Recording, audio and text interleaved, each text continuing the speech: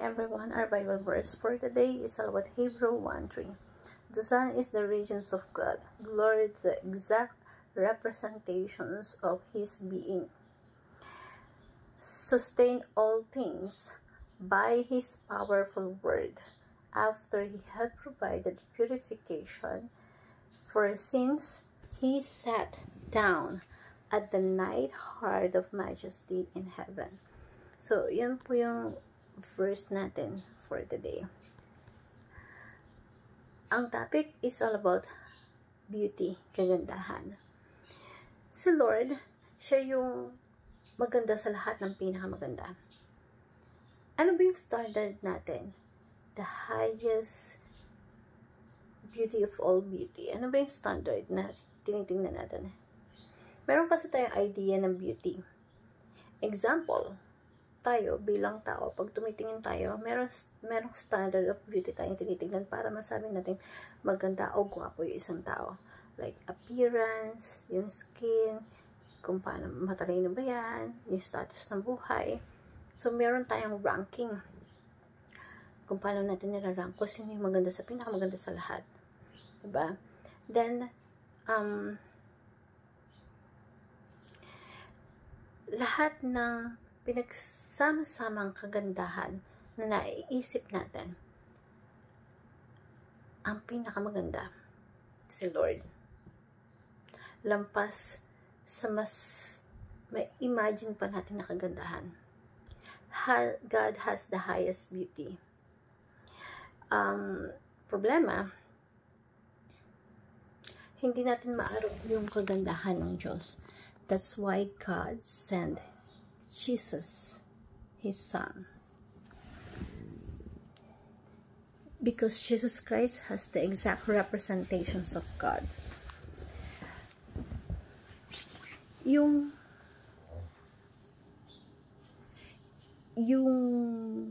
representation ng anak, nakikita yung kalawalhatian ng Diyos sa anak. Jesus is the exact representations of God. Nang si Jesus ay nagkatawang tao, He has no beauty attract people.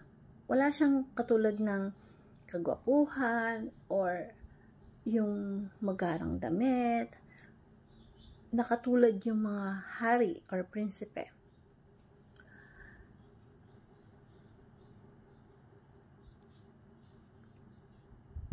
Pero kapag tinignan natin ng Diyos, or makikita itong verse na to, mabasa natin, ano nga ba kaya ang ibig sabihin ng tunay na kagandahan? Ito ba ay appearance lang? Maputi, gorgeous, matangkad, maganda buhok? Or ano nga ba?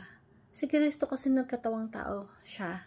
He has no beauty and majesty to attract people. Ibig sabihin yung tinutukoy dito, hindi appearance. Diba? He is very ordinary, hindi artistahin. Jesus is the sum of all, but Jesus has the sum of all quality ng pinakamaganda sa lahat. Why? Not because maputi, makinis, gwapo. Ang kagandahan ng Diyos ay yung character, Christ-likeness makes His beautiful. Maging katulad ng Panginoon when it comes to character, yun ang kagandahan na tinataglay ng Diyos. Yun ang pwedeng magpaganda sa atin. Kahit ano pang itsura natin, it doesn't matter. Panguilong mo, payat ka, negra ka, maliit ka, doesn't matter. As long as ang nagpapaganda sa iyo ay si Kristo. Bakit?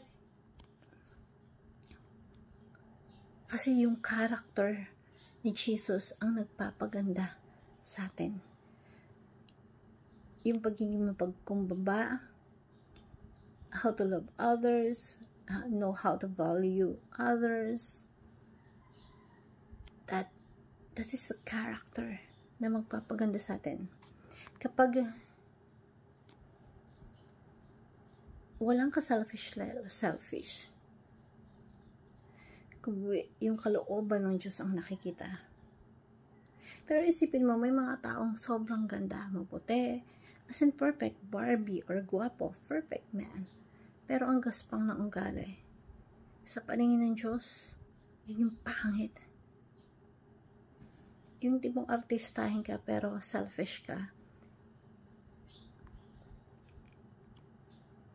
Yun yung hindi maganda sa paningin ng Diyos. Dapat character yung mabuild natin. Isipin natin na katulad ng Diyos. Doesn't matter kung ano itsura mo. Ang magpapaganda sa'yo ay ang Diyos. Yun ang tunay na kagandahan. Pero kung wala ang Diyos sa buhay mo, nagmamaganda ka lang. Hindi ka tunay na maganda. Be perfect just as God is perfect. Ang plano ng Diyos sa atin, maging katulad ng Panginoong Jesus. Maging katulad ni Jesus na maganda ang kalooban, hindi magandang itsura, hindi appearance. Sa pagdating ng ating Panginoong Jesucristo, tayo ay magiging katulad niya. Sapagkat dapat nakikita sa atin yung Christ-like. Be perfect just as God. He is katulad ng ating Panginoon. Perfect beauty be like the character of Christ. It's nothing to do with the glass skin. So, let's follow being a Christ-like. Imitate Jesus Christ. It's all about character. Be beauty in the eyes of God.